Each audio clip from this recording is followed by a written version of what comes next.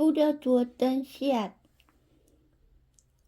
고구려 태왕은 스승께서 주신 질문이 제 질문이 아님을 알았습니다. 이어서 그가 답변하길 생쥐를 키우는 자, 잘 씻지 않는 자, 게으른 자, 과식하는 자 등을 모조리 벌하는 것. 아주 작은 물고만을 터주어 원하는 대로 끌어가는 것. 그런 것이 그들의 방법이고 세상이다 라고 하였습니다. 그러고는 자신의 답이라 하며 이 복조리를 주었습니다. 건너배 사안은 서너 사람이 모인 자리에서 백동의 서한을 손에 들고 있었다. 침중한 표정으로 서한을 다 읽은 그는 왕헌지에게 이를 내밀고는 다른 손에 쥔 복조리에 공허한 눈길을 던져주었다. 왕헌지는 받아든 서한을 읽어가며 조금씩 얼굴을 굳혔다. 탁한 음성으로 독백하듯 서한의 내용을 따라 읽었다.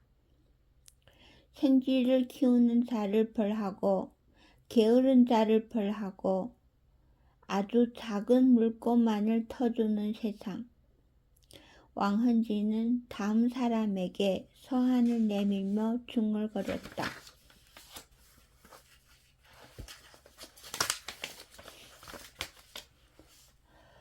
고구려 태왕이라는 자는 어디부터 어디까지 생각하고 있는 것인가?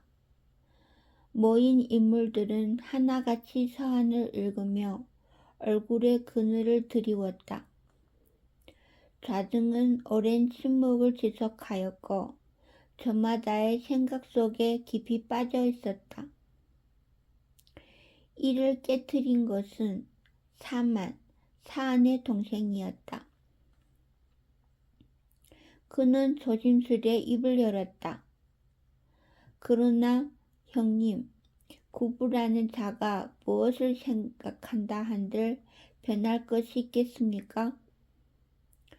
사안은 여전히 복조리에 눈길을 던져둔 채 건조한 목소리로 물었다. 너는 고구려 원정군을 보고 무엇을 생각했느냐? 서산의 원정군을 말씀하십니까?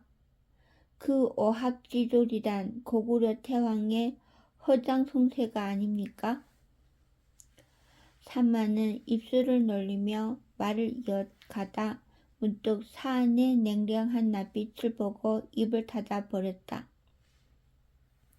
그는 곧 부끄러운 빛을 떠올리며 고개를 가로저었고 이에 사안의 목소리가 이어졌다. 전쟁과 군사라는 단어를 머리에서 지워라. 그분은 왕족과 귀족을 적국에 던져주었다. 그것은 무엇이겠느냐? 귀족과 왕족을 적국에 두는 것을 무엇라 부르느냐? 사마는 오래지 않아 대답했다. 인질이겠습니다. 인질을 주는 자는 주로 무엇을 얻으려 하느냐? 정전, 하친입니다. 하친이라는 단어를 뱉어낸 순간 사마는 고개를 들었다. 어디에 생각이 미쳤는지 그는 입을 떡 벌렸다. 그리고 사안은 여전히 복조리에만 눈길을 던진 채 건조한 목소리를 이어갔다. 고구려 태왕은 어째서 적국 백제와 화친하려 하겠느냐? 벌써 2번 이기고서도 정녕 그 원정군이 화친을 위한 인질이었다는 말씀이십니까? 사안은 사먼의 질문에 답하지 않은 채 같은 물음을 다시 던졌다. 어째서 화친을 꾀하겠느냐? 그는 어째서 아비의 원수와 손을 잡으려 하느냐? 더물지 이길 수 없어서? 갑자기 평화가 그리워서? 사만 답하라. 그는 어째서 백제와 화친하려 하느냐? 생각을 거듭하며 몇 번이고 입을 열었던 닫기를 반복한 사마는 마침내 하나로 닿을 수밖에 없는 결론을 입 밖으로 내놓았다. 우리의 한해 대계를 또 다른 전쟁을 보았기 때문인 것 같습니다. 그렇다. 모두 침을 삼키는 가운데 사안은 이어서 말했다.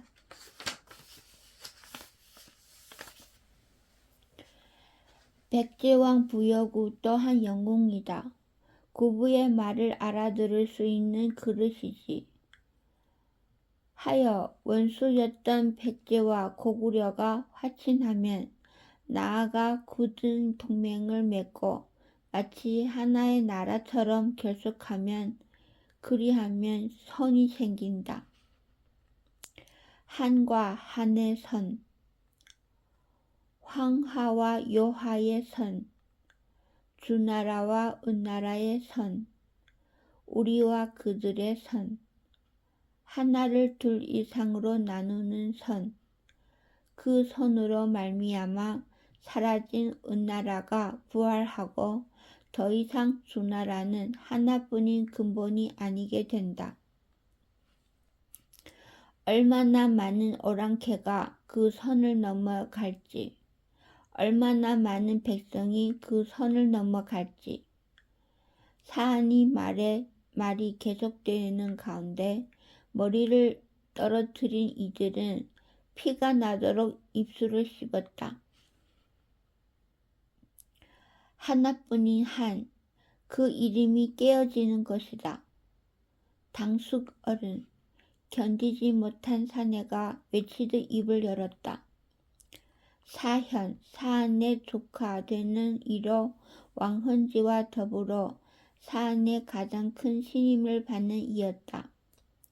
그러나 그 선이란 애초에 나라의 국경 같은 것이 아닙니다.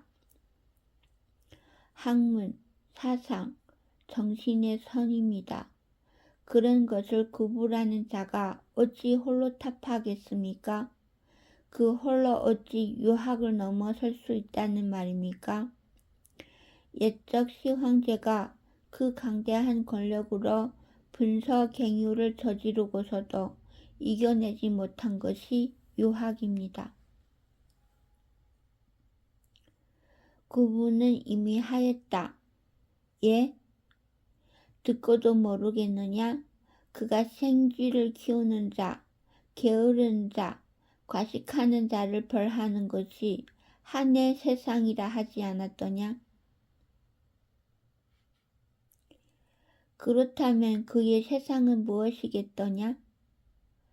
법을 줄이고 예를 줄이고 백성의 몸을 묶은 수만 관습과 규제, 백성의 눈을 가린 신분의 구분을 없앤 세상, 당당히 걷고 자유로이 공부하며 할 말을 하는 세상, 백성은 어느 세상을 택하겠느냐?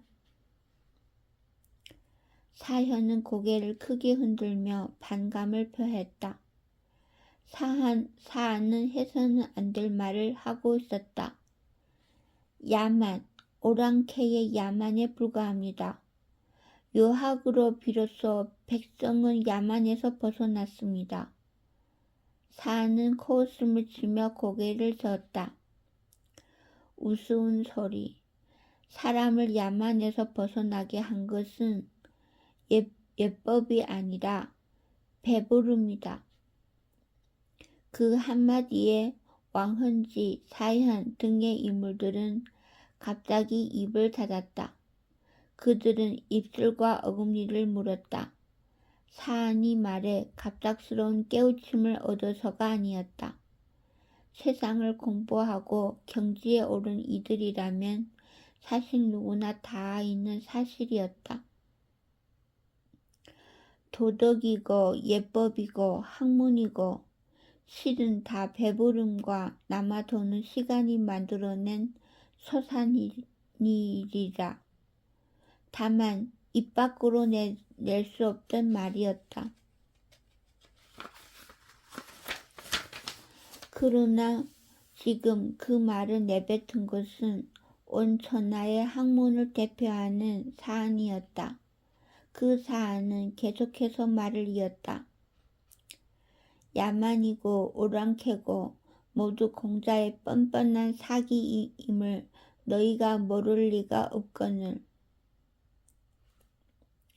당수, 어른, 비명과도 같은 외침을 내지른 그들을 향해 사안은 무심한 눈길을 던졌다. 그리고 그들은 그 흔들림 없는 눈길에 다음 말을 잊지 못했다. 사안은 한의 유학 그 자체였다. 신성이 스스로 신성을 부정한다면 그것을 숭배하는 이들 또한 그 부정을 따르는 수밖에 없는 것이었다. 정작 사안은 그런 것이야.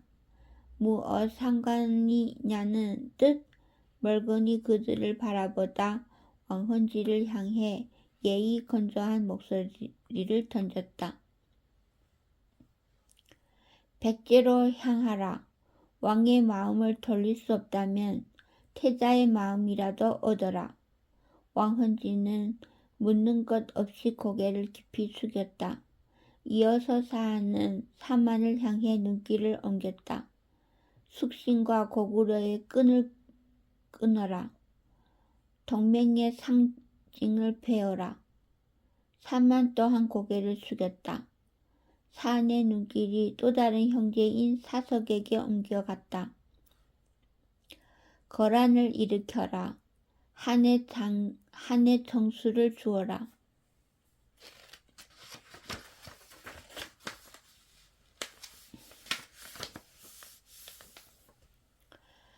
사석이 허리를 숙이자 사안은 마지막으로 사현을 바라보며 말했다.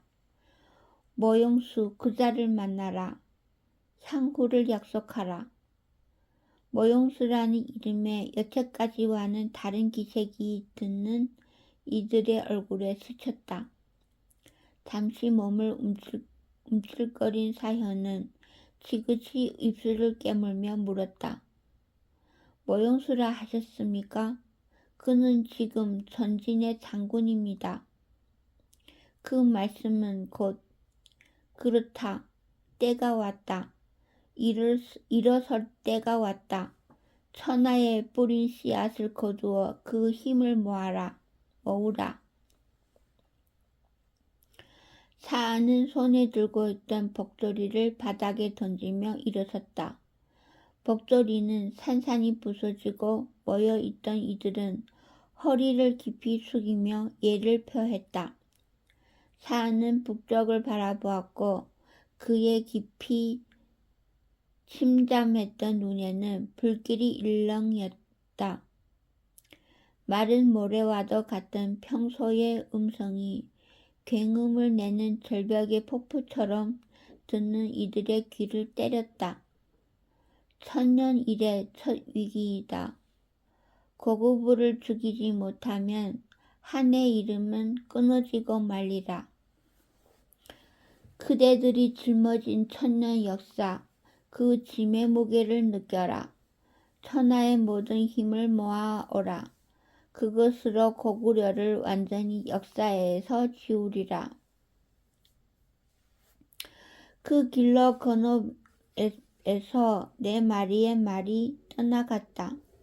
백제, 숙신, 거란, 전진으로 각기 흩어진 그 말들이 태우고 있는 것은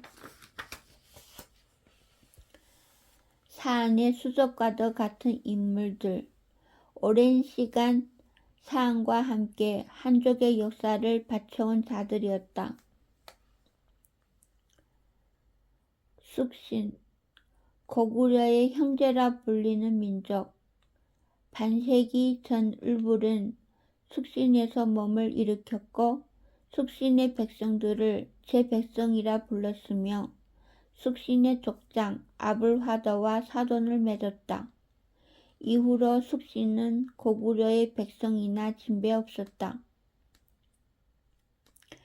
본래 유목을 업으로 삼고 모자란 것은 약탈하여 살아가던 그들은 농사나 어로 따위가 도무지 맞지 않아 대부분은 고구려의 군사가 되었으며 을불이 일구어낸 대국 고구려는 그들에게 충분한 땅과 물자를 약속할 수 있었다.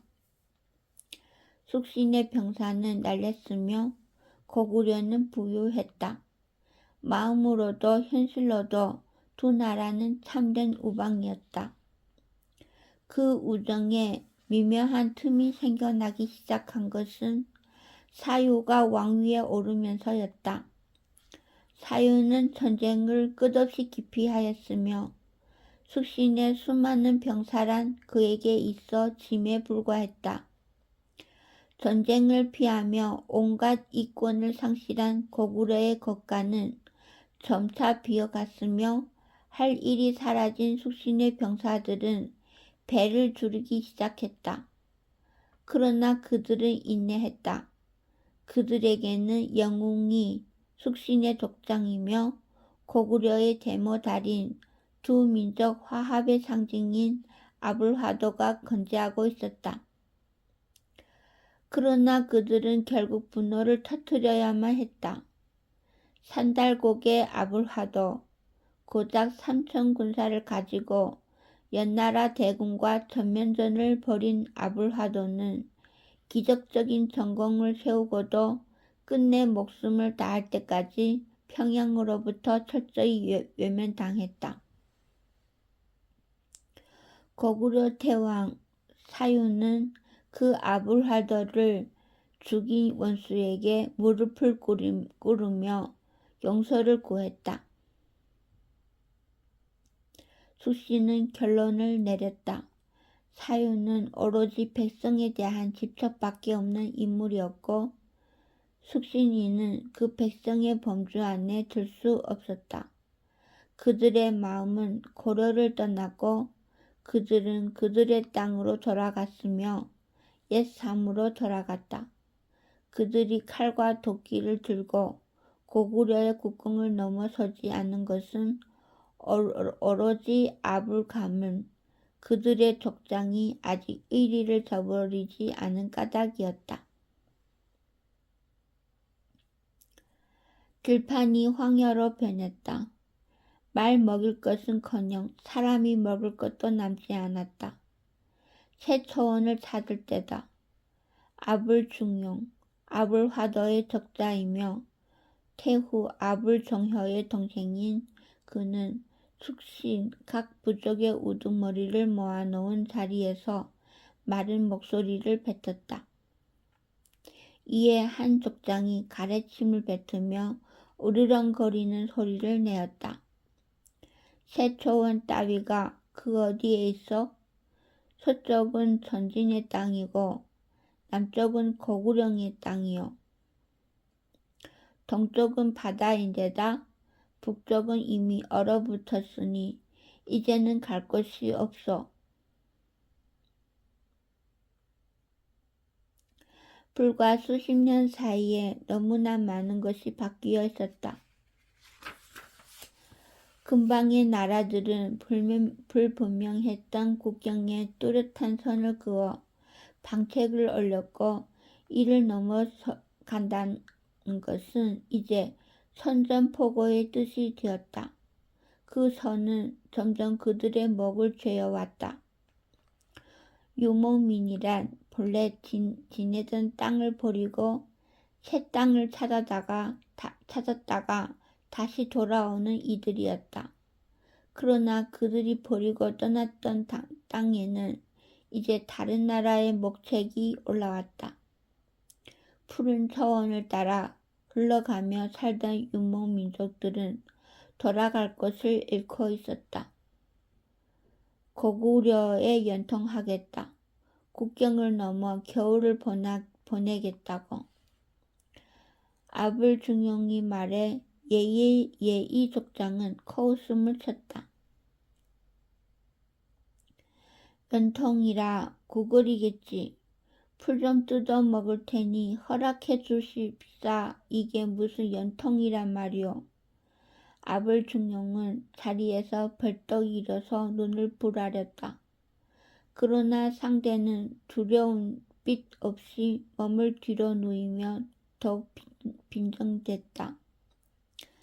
아불중용, 대족장의 말씀이라면 그들이 생각은 해보겠지요.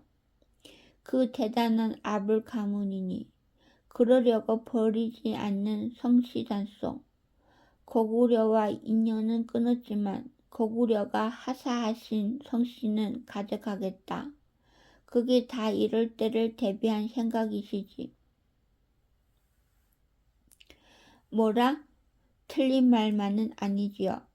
그런데 과연 그 아불이라는 성씨가 아직 효과가 있긴 하오? 가장 늙은 족장이 나서 탁한 음성을 뱉어냈다.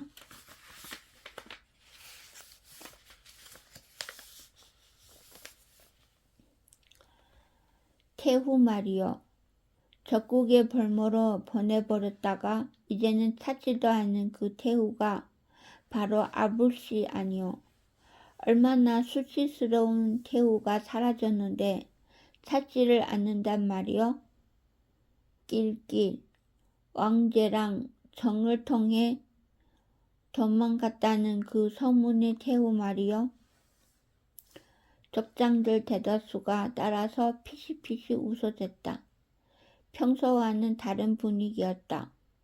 아불중용은 기가 막혀 입도 열지 못한 채 그들을 번갈아 노려보았다. 웃기는 일이지. 고구려가 수치로 아는 성씨를 숙씨는 왜 족장으로 모신단 말이오? 내 놈들이 지금 반란을 꾀하는구나. 아불중용은 분노에 찬 음성을 내놓으며 칼을 잡았다. 그러자 맨 처음에 족장이 손을 내저으며 비웃듯 중얼거렸다. 당신이 아불화도인 줄 아시오?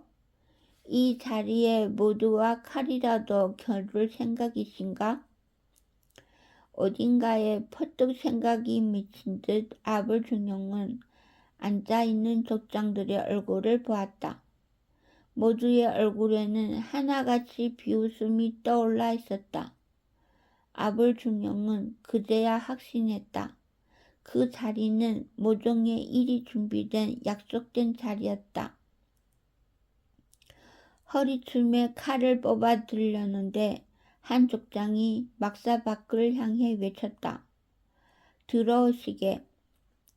곧 막사 안으로 한 인물이 들었다. 사만, 오래간 숙신과 교역을 해왔기에 이 자리의 인물들에게는 익숙한 얼굴이었다. 본래 무장이었으나 패전의 책임을 지고 서인으로 물러난 그는 사안이 권유에 따라 상인으로서 오랜 세월 숙신을 오간 터였다. 족장들에게 고개를 꾸벅 숙인 그가 구석자리에 앉는 꼴을 바라보던 아불중용은 깨달은 것이 있어 고함을 쳤다. 내 놈이 장사치가 아니라 진의 밀정이었구나. 고구려와 숙신의 사이를 일간질하러. 나는 장사치가 맞소. 다만 이번에는 말 대신 다른 것을 사러 왔을 뿐이지.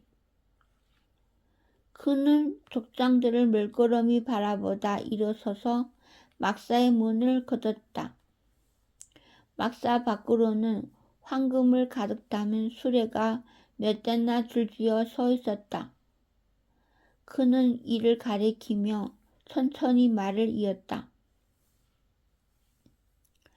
일백관, 숙신의 모든 백성이 올겨울을 충분히 나고도 남을 황금이요. 아불중용의 칼이 사만을 향하자 여러 족장이 일어서 마주 칼을 뽑았다. 사만의 얼굴 바로 앞에서 쨍 소리가 나며 불꽃이 튀었다. 아불중용은 족장들을 노려보며 우르렁거리듯 외쳤다. 고작 황금 얼마에 숙신의 병사를 팔아넘기겠다고? 내 놈들이 그러고도 족장이더냐? 이에 태연히 앉아있던 사마는 고개를 가로주었다. 병사가 아니요. 내 주인이 사고자 하는 것은 그저 당신 대족장 아불중령의 목이요. 아불중령은 눈을 부릅떴고 그 말을 신호로 족장들의 창과 칼이 일시에 아불중령을 찔렀다. 두어 자루를 쳐냈으나 그 많은 창칼을 다 막아낼 재간은 없었다. 그는 손에 쥔 칼을 떨어뜨리며 주저앉았고 한 족장이 그를 발로 차며 무기를 뽑아내자 그는 바닥에 쓰러지고 말았다. 그들은 대족장에 대한 예우는 지켰다. 한 칼에 먹을 깨끗이 치니 그것이 아불중령의 최후였다. 고구려의 주구를 죽였다. 숙신은 앞으로 숙신의 길을 가리라. 황금 때문만은 아니었다. 굶주림보다는 고구려에 대한 배신감이 그들을 움직인 것이었다. 고구려와 숙신을 맺는 상징은 아불이라는 성씨였고 그들은 그것을 베어낸 것이었다. 아불중령의 목을 들고 그의 죽음을 공표한 새 지도자들은 고구려와의 모든 수교를 끊으며 고구려 출신의 백성들을 모조리 추방했다. 그들은 사만이 가져온 황금을 들고 숙신을 북동쪽으로 이끌었다. 북동쪽에는 전란을 겪던 시절의 옛 본거지 달러성이 있었다. 성벽 안에 틀어박힌 그들은 고구려 땅을 향해 창과 칼을 세웠다. 전진의 땅,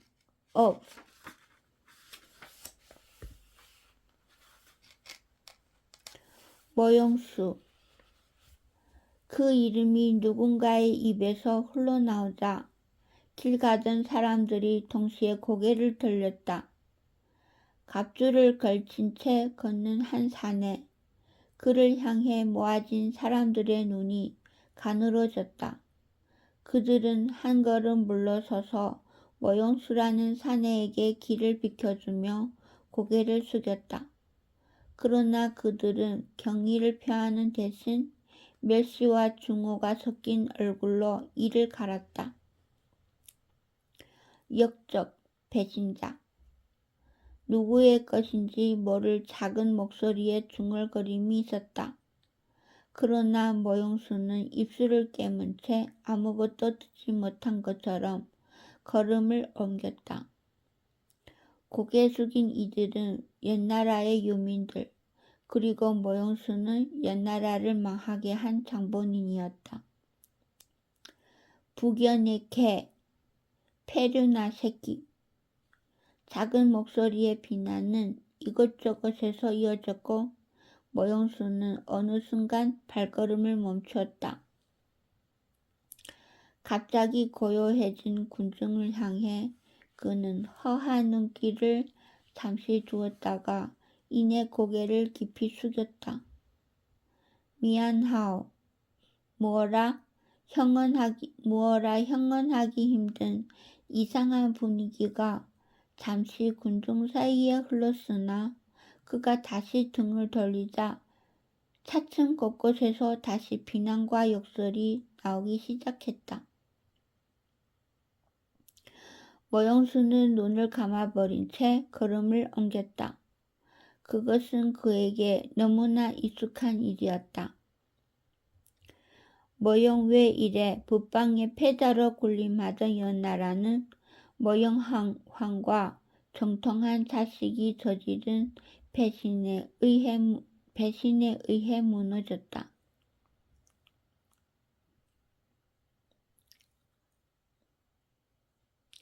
모용외 이래 북방의 패자로 군림하던 연나라는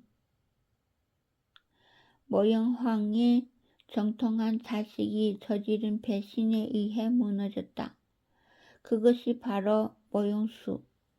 그는 적국 전진에 망명하여 도리어 연나라 권신들을 회유하고 핍박했으며 그것은 무너져 가던 연나라의 멸망에 박히는 쐐기가 되었다. 그러나 그는 전진에서도 환대받지 못했다. 제상왕명은 반골의 기질이 있다며 하루도 빠짐없이 부견에게 그를 참소하였고 권신들은 그의 뛰어난 재물을 질투하고 시기하였다. 그뿐 아니었다. 남쪽의 동지는 환온의 북벌 당시 그에게 참패하여 사만군사를 잃었으니 그의 이름이란 저주와 다름없었으며 고구려인들의 원수인 모용씨라는 성을 좋아할 리 없었다. 온 천하의 미움을 다 받는 자, 그것이 모용수의 또 다른 이름이었다. 온 천하가 너를 미워한다. 마침내는 부견까지 그리 말하며 그를 멀리하니 모용수는 찾는 이 하나 없는 외로운 삶을 살아야만 했다. 기다리고 있었습니다. 오랜만이군요. 자택 근처의 한적한 곳에 이를 즈음 조용한 한마디가 모용수의 상념을 몰아냈다. 나타난 얼굴을 보며 기억을 더듬던 모용수는 그를 알아보고는 피식 웃었다. 동진과의 전쟁, 환온의 북벌 당시 지겹도록 맞서 싸웠던 얼굴이었다. 연나라의 충신으로 원없이 제주를 펼치며 싸웠던 그 전쟁의 기억과 호족수의 얼굴이 모용수로 하여금 잠시나마 웃음을 떠올리게 하였다. 사현, 예, 그렇습니다. 모용수는 어렵지 않게 사현의 의도를 짐작할 수 있었다. 산마씨의 신하가 예까지 무슨 일인가? 내게 또 한 번 배신을 권하러 온 것인가? 틀린 말은 아니지만 모용수는 씁쓸히 웃으며 허리춤에 칼을 빼들었다. 조부 모영외로부터 이어지는 무의 핏줄을 가장 온전히 물려받았다는 모용수였다. 그가 칼을 비스듬히 들어 올리자 맹장이기보다 지장인 사현은 감히 대적할 생각을 않고 손을 저었다. 성급하시군요. 다만 질문을 하러 온 겁니다. 질문이라. 모용수는 칼을 늘어뜨렸고 사현은 그 성급함을 다 이해할 수 있다는 듯 빙긋 웃으며 물었다. 장군이 바꾸어 놓은 역사 후회하지 않습니까? 내가 무슨 역사를 바꾸었단 말인가? 나는 범부에 불과하다. 아니요. 천하의 정세는 장군 때문에 몇 번이나 바뀌었습니다. 내 배신을 말함인가? 모용수의 눈에 다시금 불이 일렁였다. 그러나 사현은 편안한 눈으로 마주하며 말했다. 그뿐이 아니지요. 앞으로도 몇 번이나 바뀔 테니 바로 장군에 의해서. 틀린 이야기는 아니었다. 과거 북방은 고구려와 조나라의 동맹에 의해 지배받았다. 이들의 반대편에는 연나라와 동진의 동맹이 있었으며 이 팽팽한 균형은 연나라가 조나라를 깨뜨리면서 무너졌다. 이후 고구려의 사유가 연나라에 항복함으로써 명실상부한 북방의 패자가 된 연나라는 사이가 틀어진 동진과의 전쟁에서도 일방적인 승리를 거두며 1인자로서 자리매김했던 것이었다. 그 모든 현장에 있던 것이 모용수였다. 조나라와의 전쟁에서 선봉을 맡았고 동진과의 전쟁을 도독으로서 지휘했다.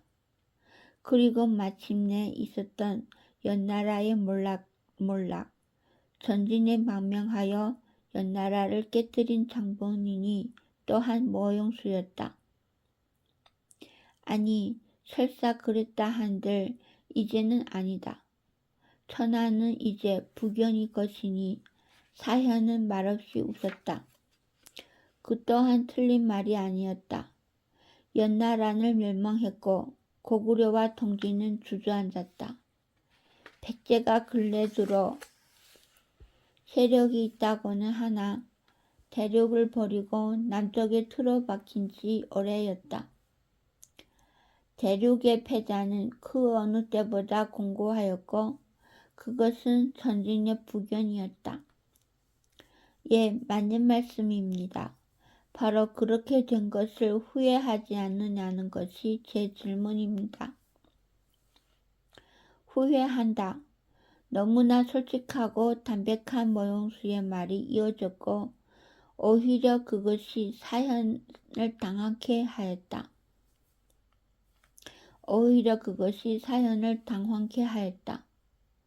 후회로 가득한 삶을 살고 있다. 썩어빠진 조정으로부터 모형부의 백성을 구하려고 한 배반이었건만 전진의 노예로 살게 하느니 모형평이 학정에 시달리게 놓아두어야 했다. 신음하더라도 연나라의 백성으로 신음하게 두었어야 했다. 모형평이 나를 죽이려 했을 때에 죽었어야 했다. 이제 생각하니 모형평이고 왕맹이고 모두 나를 죽이려는 데에 이유가 있었다. 나는 반골이다. 처음부터 살아서 득될 것이 없었다.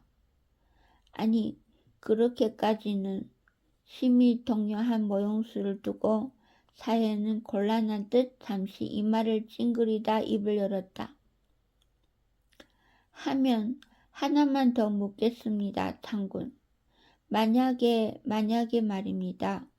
전진이 멸망한다면 혹 연나라의 유민을 이끌 생각이 있으신지요? 뭐라? 그저 바람이지만 혹여나 전진이 망한다면 말입니다. 그러면 연나라를 다시 세우고 왕위에 올라 다시금 천하를 호령할 그런 생각이 있으신지 묻는 것입니다.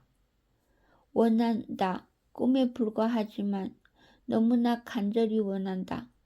사현은 만면의 웃음을 떠올리며 고개를 끄덕였다. 저 또한 간절히 원합니다. 장군, 부디 오늘의 말씀을 잊지 마십시오.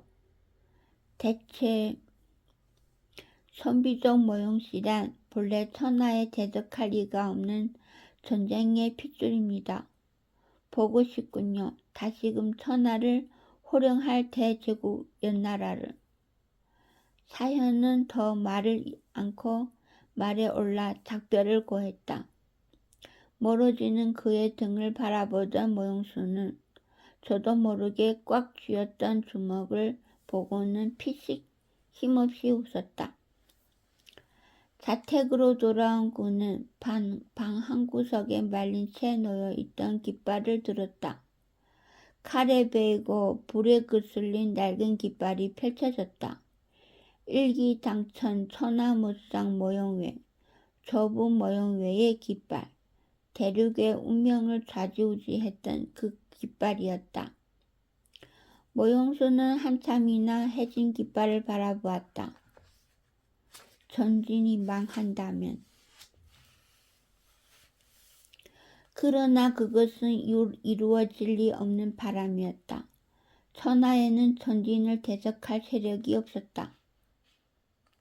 거란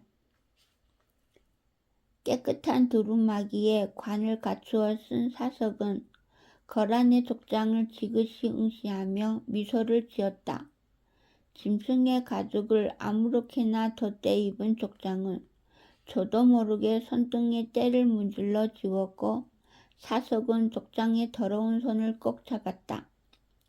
이어서 사석이 정갈하게 다듬어진 수염 사이로 부드럽고 점잖은 음성을 흘렸다. 거란이 영웅께 예를 표합니다. 사석은 고개를 깊이 숙였다. 족장은 뻣뻣한 목을 세우고는 있었으나 제 목이 너무 무겁기라도 한 듯 어색하기 그지없는 태도로 쭈뼛거렸다. 거란에 호골이 있어 서나나마의 본으로 따를만 하다는 소문은 들었으나 직접 배우니 영웅의 풍채가 더욱 놀랍습니다. 동진까지 내 소문이 어찌 닿는단 말이오? 영웅의 소문이 자자하니 제가 이렇게 온 것이 아니겠습니까? 사석이 그리 말하고 예의 부드러운 미소를 떠올리니 족장이 얼른 대답을 하지 못하고 입만 뻥긋거렸다. 족장이 한참 머뭇거리자 곁에 있던 몸집이 집채만한 사내 하나가 토끼를 잡아들고는 사석에게 빽고함을 지르며 눈앞에 이를 흔들어 댔다. 그래서 가져온 것은 어디 있느냐? 영웅님의 성의를 보여야 할 것 아니냐? 내 놈이 말만 번지르르 하니 혀를 잘라서 그는 말을 다 끝내지 못한 채 먹을 바닥에 떨어뜨리며 나자빠졌다. 족장이 버럭 과함치며 그의 목을 쳐버린 것이었다. 머리 잃은 몸이 온데 피를 뿜으며 발버둥을 치다 곧 잠잠해지자 족장이 더듬거리며 사과했다.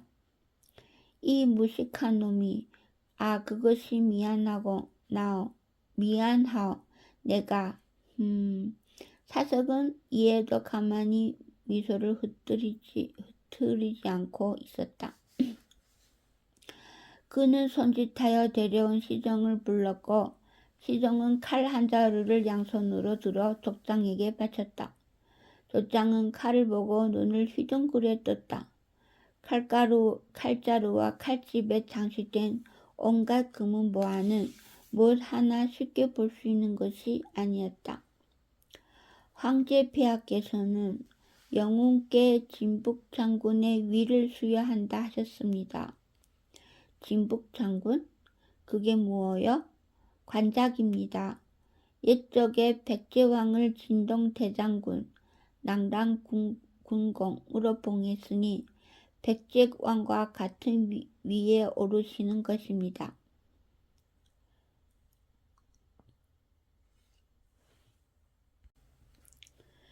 백제왕이라면 그 부여구가 아니오?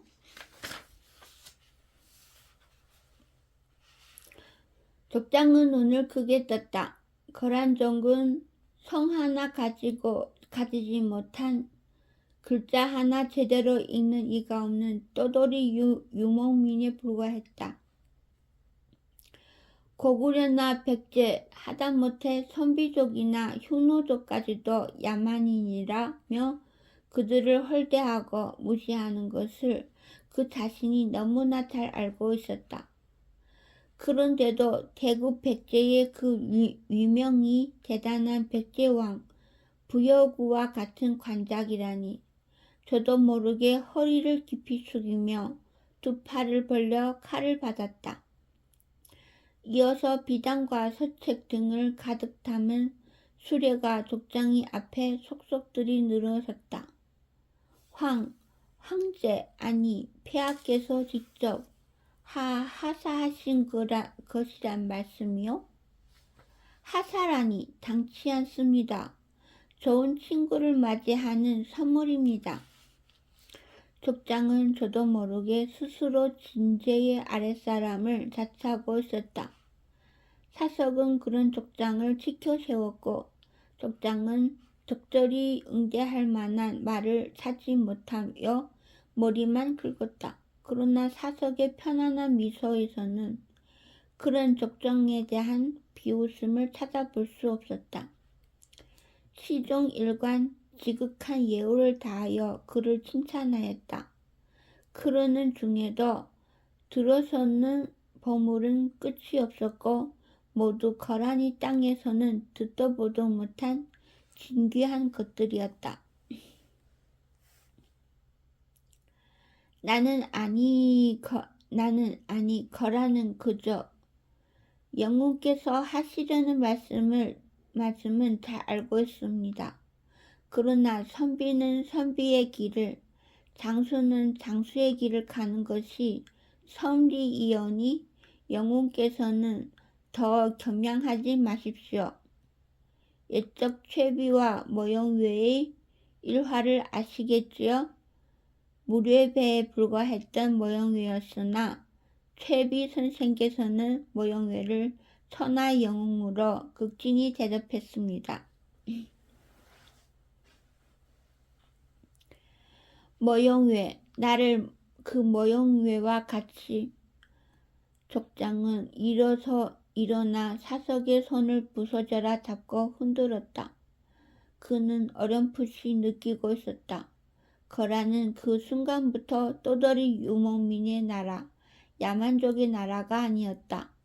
동진 황제의 인가를 받은 동진의 제후, 한족의 형제, 어쩌면 무려 백제와 같은 위치에 있는 동진의 우방이었다. 이튿날 아침 거란의 족장은 한족의 의복을 입고 나타났다. 그는 명민한 이들을 뽑아 그를 배우라 명했으며 그들 중 몇을 뽑아 사석을 따라 동진으로 가게끔 하였다. 동진의 관제, 동진의 연호, 동진의 학문을 유학하고 돌아오라는 명이었다. 살짝 맞벌 문명에 대한 목마름은 그들을 광분케 하였다. 그들의 과거는 부끄러운 야만이었고 동진에서 가져오는 것은 위대한 법이고 진리였다. 하는 위대한 스승이었고 거란은 개과천선한 제자였다. 백제 구부와의 만남 이후 한산으로 돌아가는 내내 부여군은 입을 다물었다. 가끔 꿈을 꾸듯 먼 하늘을 바라볼 뿐 부여수의 거듭된 물음에 아무 답도 않고 그의 손을 꼭 잡기만 하였다. 한산의 궁성에 든 이후에도 그는 일체의 면회를 승낙하지 않은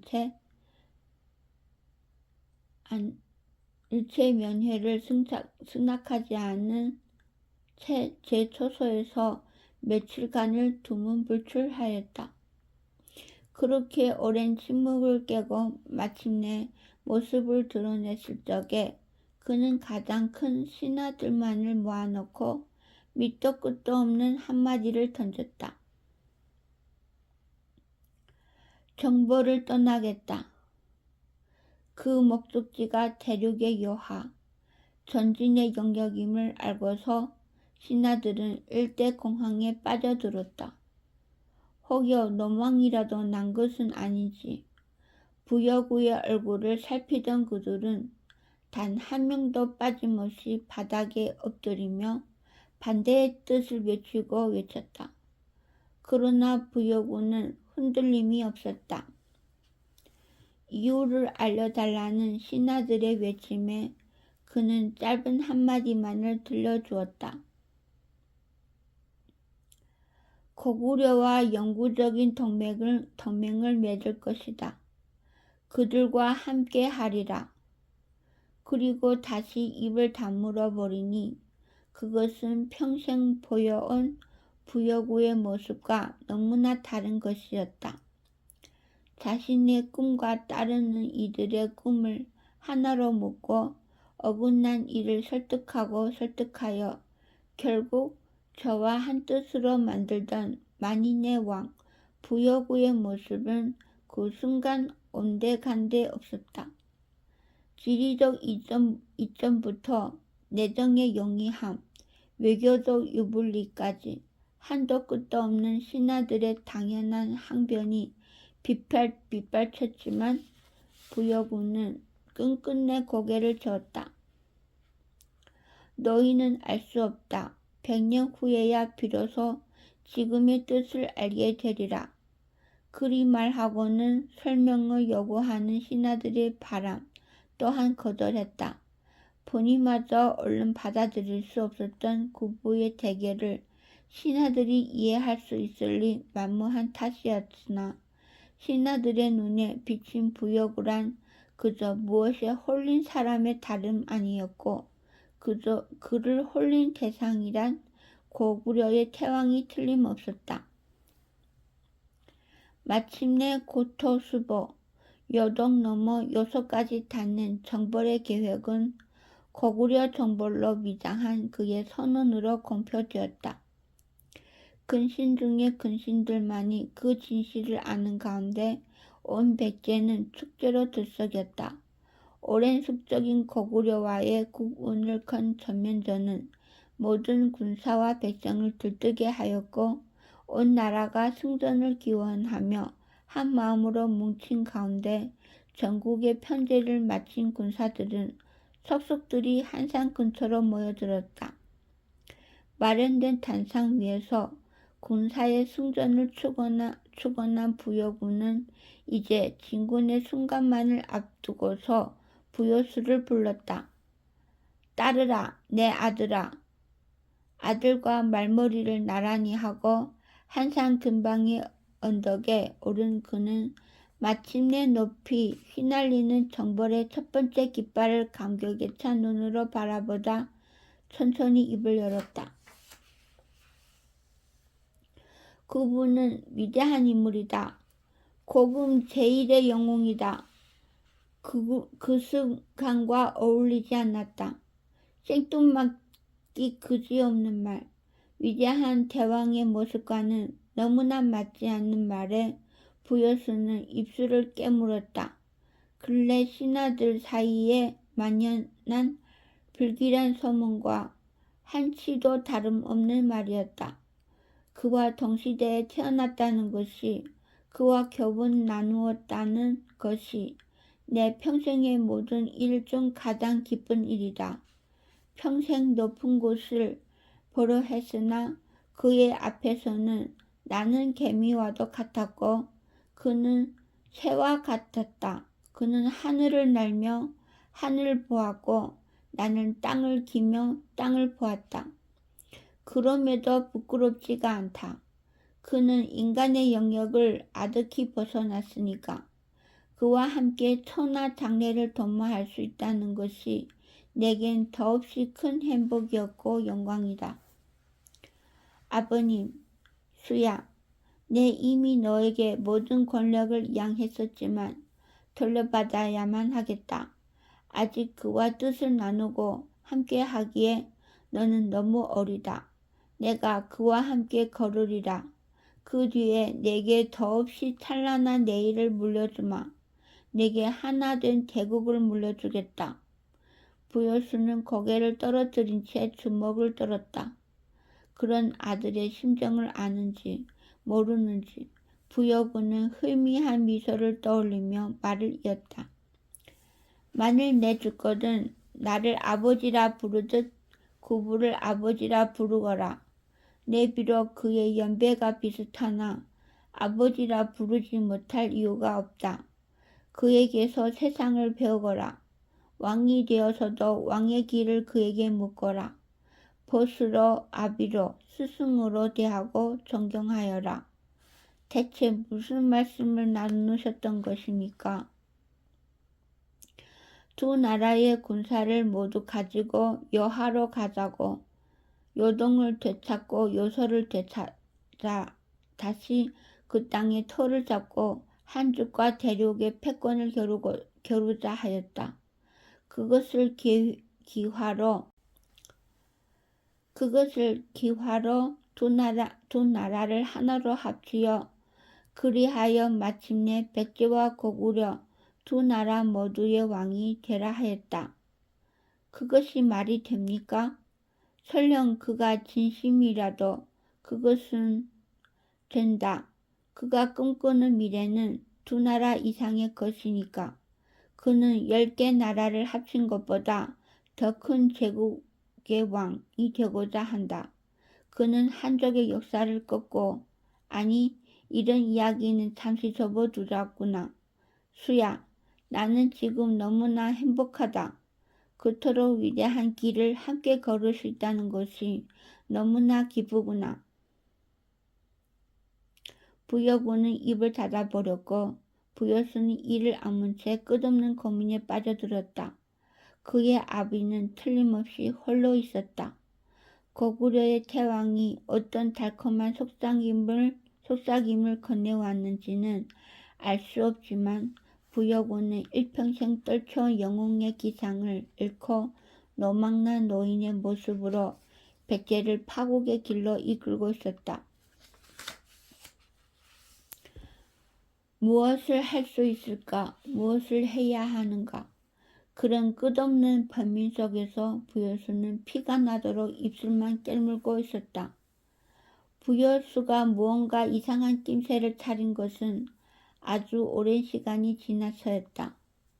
고요한 침묵은 너무나 길었고 그것은 평생 말을 타고 전장을 누빈 대왕이 마침내 이승에서의 생을 다하면서도 말의 고삐를 놓치지 않은 까닭, 말 등을 탄탄히 감싼 두 다리를 풀지 않은 채로 굳어있는 까닭이었다. 부여군은 기마장수의 모습 그대로 고개만 숙이고 있었으며 그를 태운 말조차 주인의 죽음을 알지 못하고 오롯이 선체로 기다리고 있었다. 아버님, 부여수는 심상찮은 기색의 늙은 아비의 안색을 살폈고 그 순간 부여구의 굳기 시작한 몸이 비스듬히 기울었다. 뛰어내리듯 말을 멈춘 부여수는 제 아비의 몸뚱이를 겨우 붙잡아 안았다. 이미 호흡을 멈춘 늙은 왕의 몸뚱이가 부여수의 품으로 허물어졌다. 힘을 잃은 몸을 편히 눕히며 그 주인이 숨을 멈추었음을 확인한 부여수는 울부짖었다. 아버님! 아들이 품에 안긴 채 눈 감은 부여구의 얼굴에는 평생 어느 때보다 편안한 미소가 감돌고 있었고 부여수는 손을 들어 그런 아비의 얼굴을 쓰다듬었다. 그는 죽은 아비의 미소를 멍하니 바라보았다. 더없이 고요했다. 비할 데 없이 탁월한 재능과 노력으로 온 삶을 다 바치고서도 누구도 따라오지 못할 위대한 공적을 이루고서는 끝내 닿지 못했던 안식과 만족에 그는 지금에야 이르러 있는 것만 같았다. 아버님, 그 평안의 정체가 무엇인가? 부여수는 목이 맨 채 고개를 저었다. 고작 구부와의 약속 하나에 구부가 들려준 이야기 몇 마디에 이 위대한 영웅이 평생을 다해 이룬 꿈이 어찌 그 가증스러운 허풍쟁이의 공허한 말 몇 마디만 못할 수 있을까? 부여수는 도무지 인정할 수 없었다. 이 위대한 대왕은 그런 요설에 현혹된 채로 최후를 맞이해서는 안 되는 인물이었다.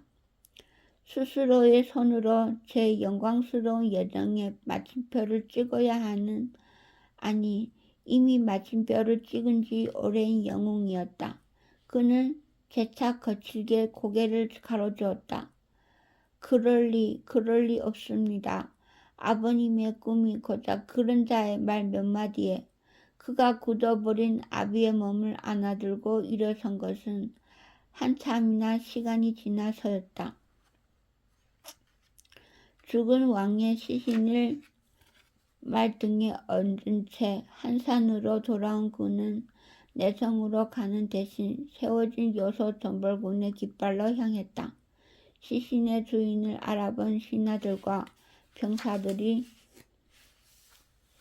놀라 소스라치고 부여수는 허리춤에 칼을 빼어들어 흉맹한 기세로 깃대를 베어버렸다. 깃발이 바닥에 떨어지며 부여수의 얼음 같은 음성이 흘러나왔다. 소자는 아버님의 대업을 올바로 이어받겠습니다. 말씀하신 두 나라의 왕, 이 부여수가 되어 보이겠습니다.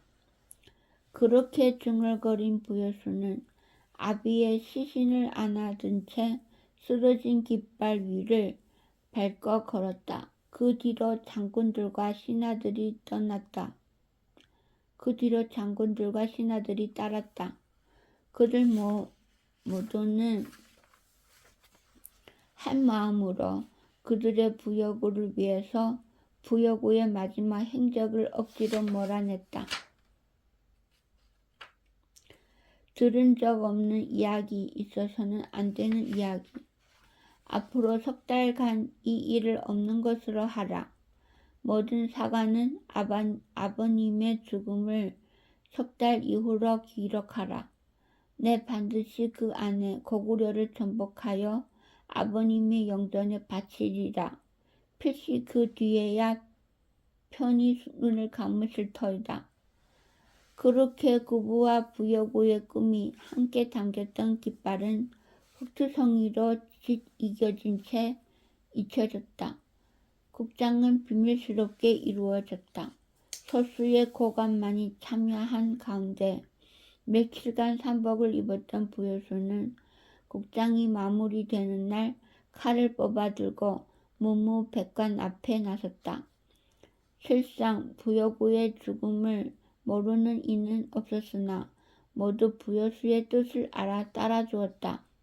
위대한 영웅의 마침표를 대신하여 찍으리라. 모두가 그리 다짐하는 가운데 부여수는 그 자리에서 고구려와의 대대적인 전쟁을 선포하였다. 만세를 외치고 박수를 치는 신하들 사이로 건업에서 막 도착한 왕헌지가 걸어나와 부여수의 앞에 깊이 허리를 숙였다.